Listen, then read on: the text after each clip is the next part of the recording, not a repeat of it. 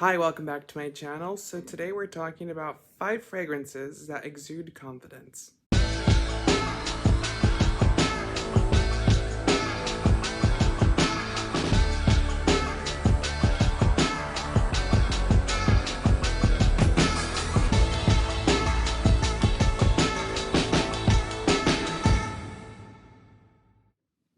So the 5 fragrances that I have selected for today's video, to me, are fragrances that necessarily don't, smell confident.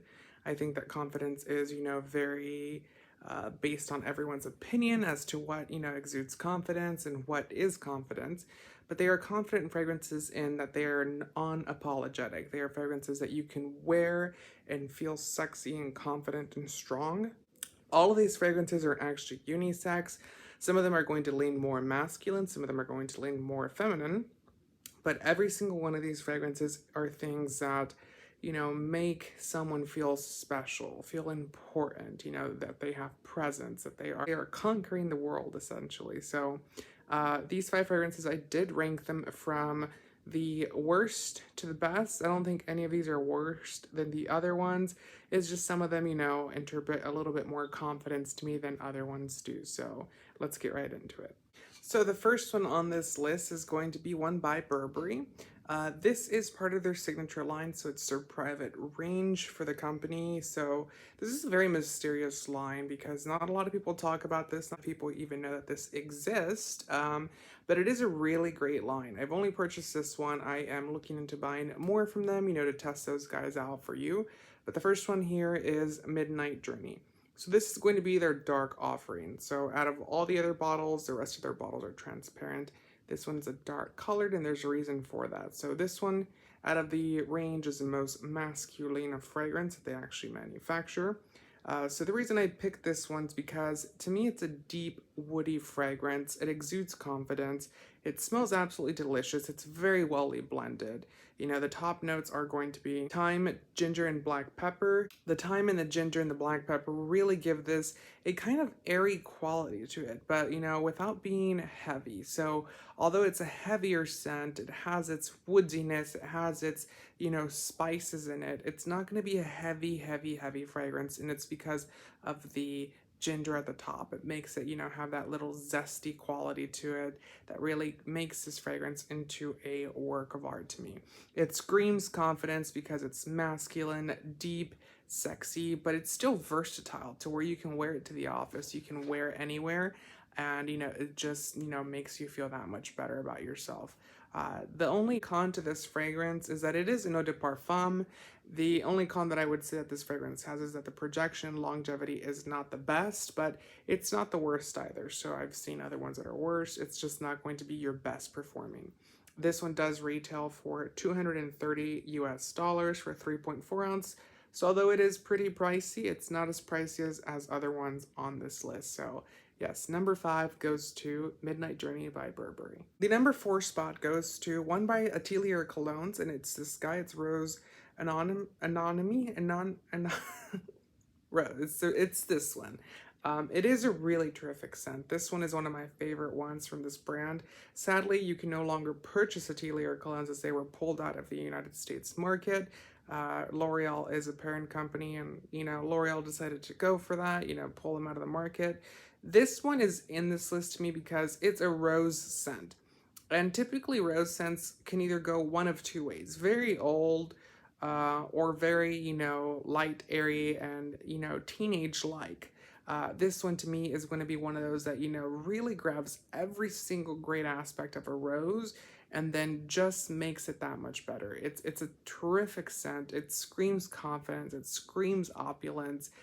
This fragrance, to me is a really, this one I would say is more on the, unisex side, but, it can definitely lead more feminine because it is a rose scent. But this one to me exudes confidence. It's one of those that, it's unapologetic. It smells terrific. It is, very big on its presence.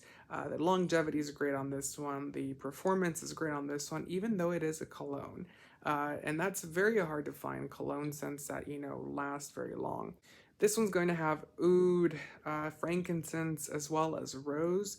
in Turkish Rose Absolute. So it is a nice scent. It is not the best packaging to me, but it is something that you can wear, and it's not trying too hard. That's the nice thing about this. This screams like it's a rich millennial woman that is new money or comes from old money, and it's just that good. I remember, being able to go or working for all these designer brands and going to these very high-end stores, and there were smells that, were sandalwoody, rosy, but they were old. And this one just screams like it's a new version of that. It's a new world, it's new money, it's the new generation coming forward, and it's very confident. And that's what this one screams to me. So definitely check this guy out if you can still buy it. Number 4 goes to Rose Anatomy. Number 3 spot goes to Bitter Peach by Tom Ford. This is a controversial one because it's either a love it or hate it scent.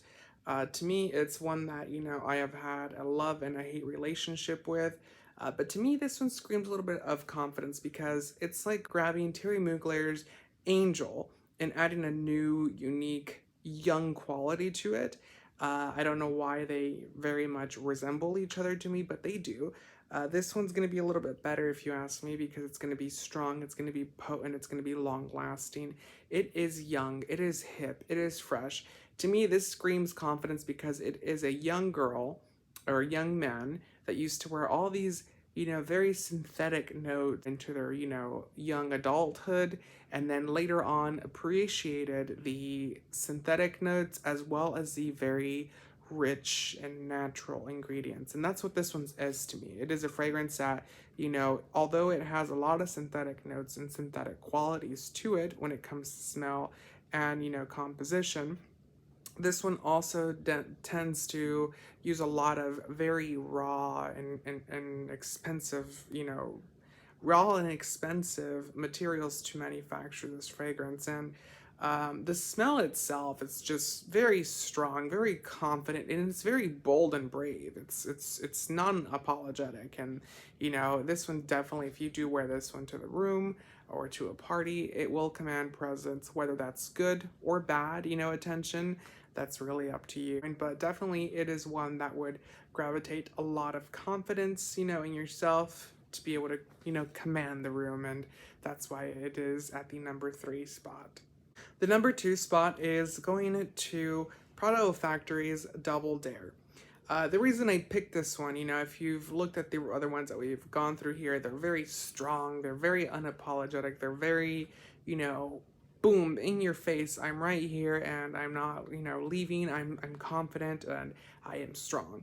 And this one, although it has some of those qualities, this one's the lightest one in this range. So it's going to be the lightest smelling, the one that is not, commanding everyone's attention. It's not screaming for anyone's attention, but because it's like that, because it has all these great notes and these very clean and fresh and powdery type of quality to it, it does command presence in a very unique way. And the reason I say that's because it grabs everyone's attention by not so much everything else, and it's not, screaming flashy this, designer this, this and this and that.